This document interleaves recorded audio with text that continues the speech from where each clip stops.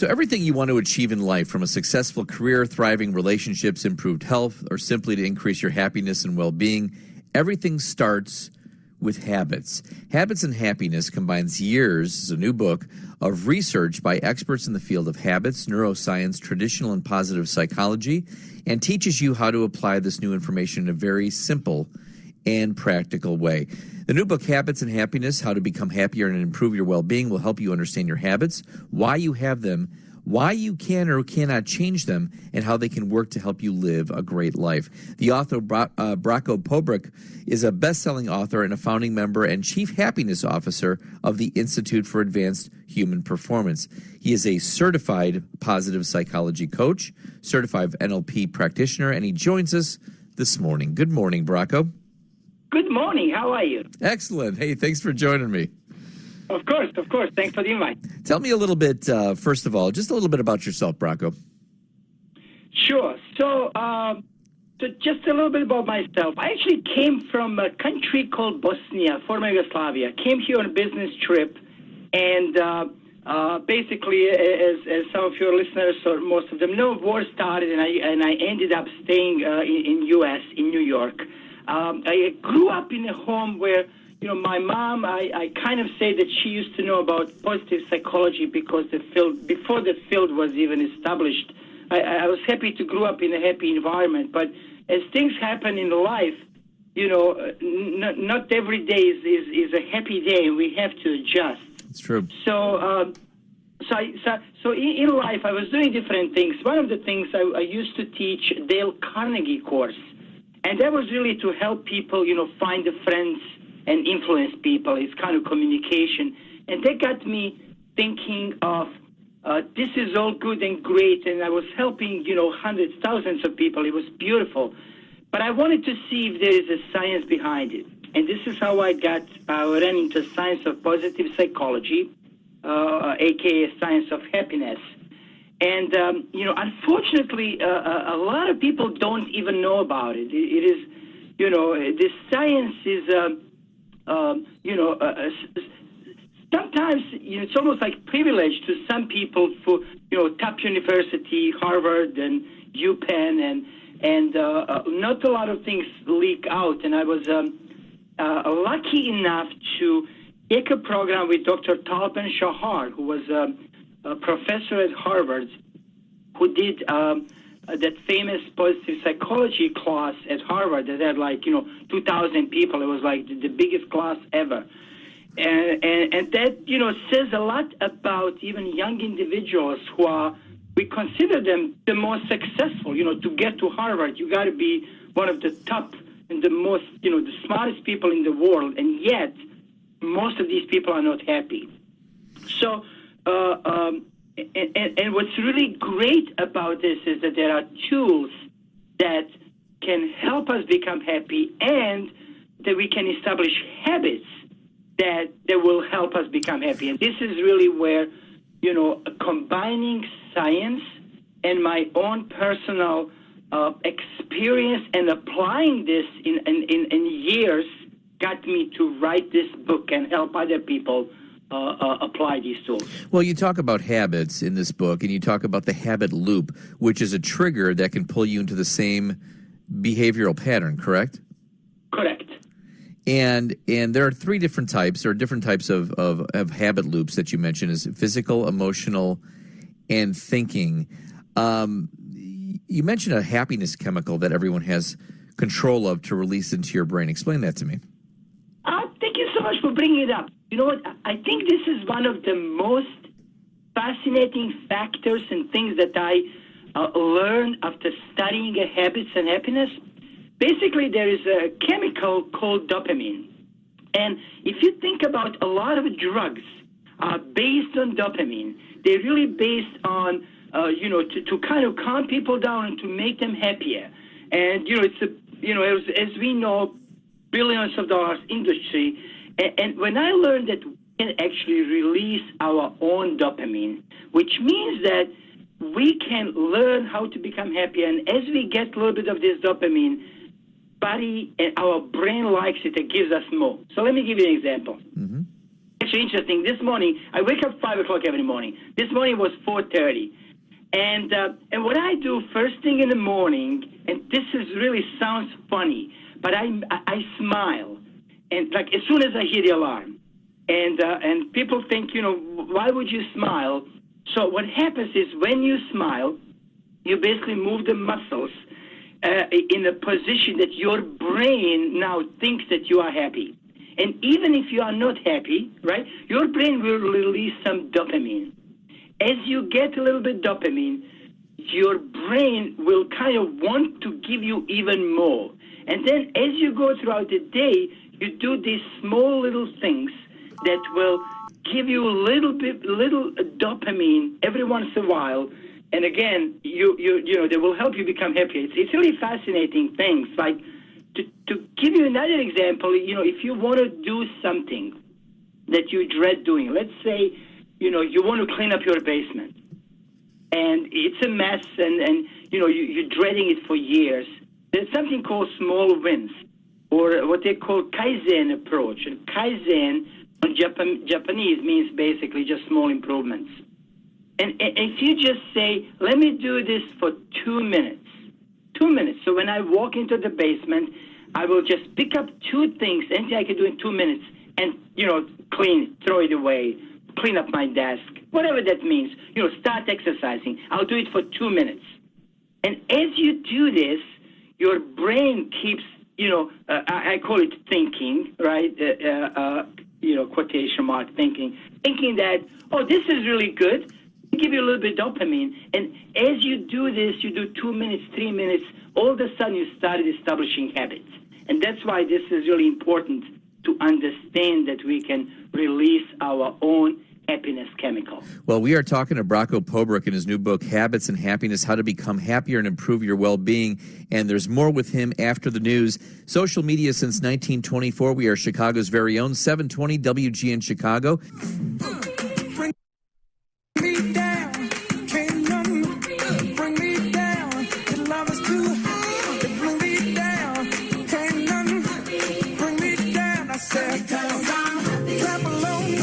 Dave Plyer on this early Sunday morning on 720 WGN. We're talking about the new book, Habits and Happiness, How to Become Happier and Improve Your Well-Being with author Braco Pobric. Braco, I got a question for you. Now, there are some habits that you mentioned that are formed that you often, when you dig a little deeper to understand them and effectively see how you can change them, and change them from destructive habits to constructive habits. You suggest making a habit chart to remind you of what's working and what's not working, correct?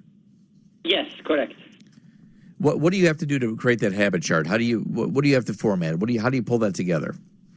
Sure. So thanks. This is really, really great point. So we don't think about habits. Why? Because they're habits, right? We perform them automatically so that it allows our brain to do other tasks that we have to think about it.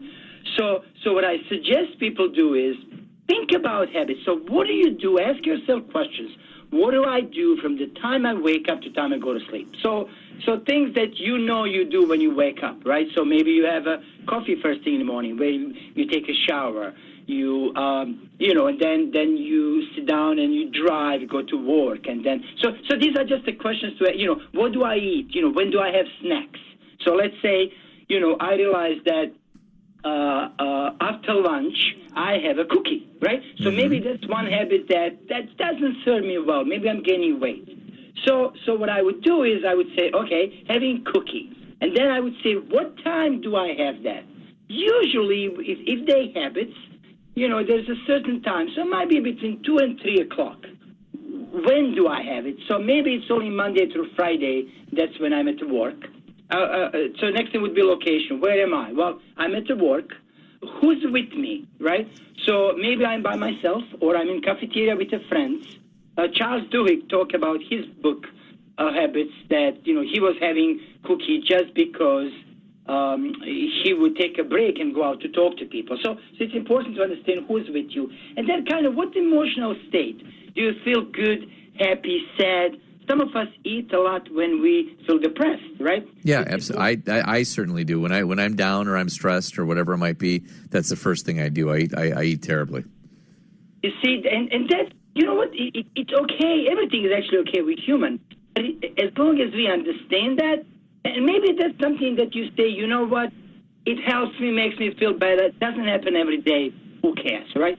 Or you might say, well, let me watch it, right? And then another thing you say is, what do I do immediately after?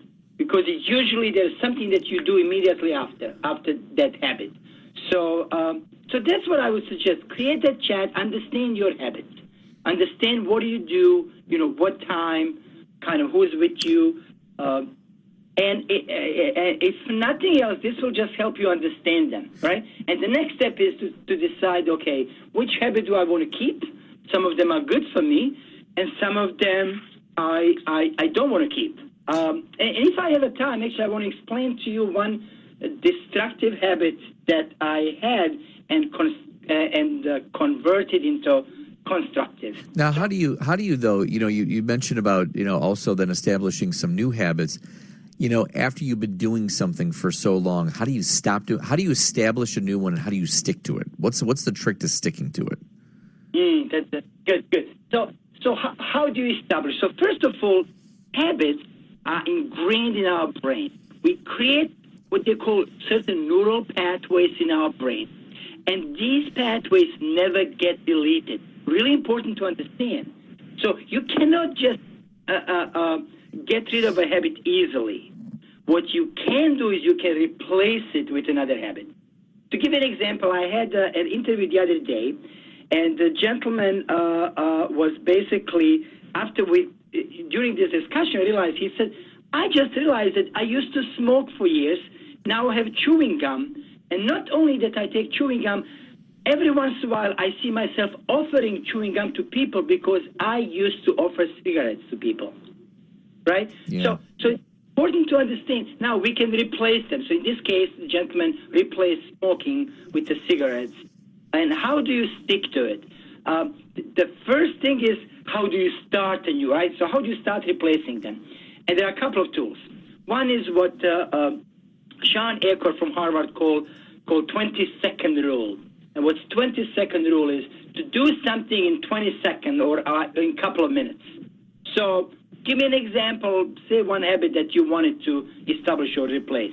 I'll tell you one right now is I get a little stressed thinking about my day the next day sometimes, and I have dessert pretty late at night, and I know you're not supposed to really eat late, but at 10 o'clock I won't mind having a big bowl of ice cream before I go to bed.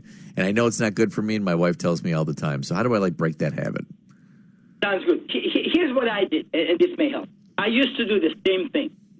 And I used to have, dessert and ice cream. So what I do is I introduced a couple of new things. First of all, I introduced what I call the reading habit. So I'll take it back. So here's what you do. First thing is try to move away from that. So where is the ice cream? Probably in the kitchen, right? So what I do is I go to my bedroom before it's my time to sleep. I distract myself. Mm-hmm. So that my brain, if I do it, will probably forget. That's number one. Number two is the things that I want to eat in the fridge are all the way somewhere on the bottom, meaning that I keep a fruit on my eyes level, right? And the things that are bad for me are somewhere hidden or they're not there, ideally, right? You start buying ice cream. It's going to be tough. Right, but yeah, it will be tough. It's funny. We actually moved the ice cream off the main floor into the basement just to make it more difficult. And I thought, well, now I'll just go to the basement. I can work it off, when I put it away. But it just doesn't always happen that way. You also mentioned Braco, which I think is really cool. You talk about the 5 deep breaths. Talk to me about that.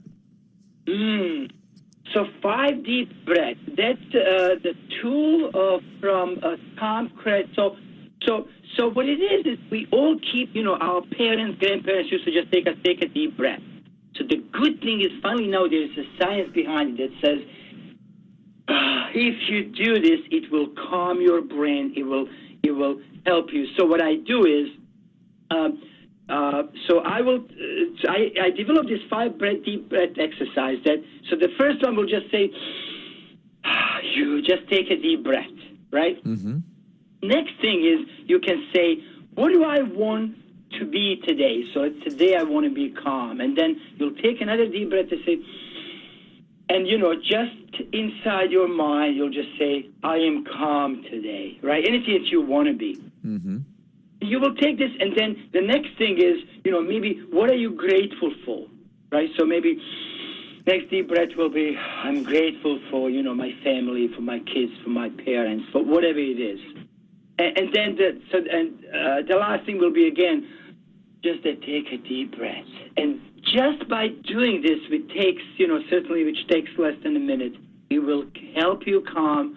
And in the beginning, it will sound weird, but trust me, this works so well. And it just takes less than a minute. No, I like the method. And then what I really like, Braco, in the book too, that that you help out with is you've mentioned a lot of these things, but then you give a lot of examples, like the small wins habit. There's habits that you kind of guide people through. So you got the exercise habit, the measuring exercise, the walking habit, the new TV habit, the journaling habit, the smile habit, yoga, nature, the strength at work habit, the money management habit.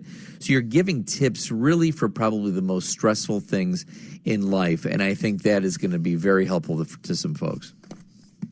Thank you so much. What I think it's really a kind of unique in this book is it's based on a science, so each habit has the research behind it, and I think more importantly is, like you said, I explain how I do it. So that's really, I think that's really important for people to understand. Well, I'll tell you what, the new book is Habits and Happiness, How to Become Happier and Improve Your Well-Being. It's a great guide, great detail, and the author is Braco Pobric, and you can find it at Amazon.com. Braco, thanks for sharing this journey with us this morning. I appreciate it. Thank you very much. All right, thank you.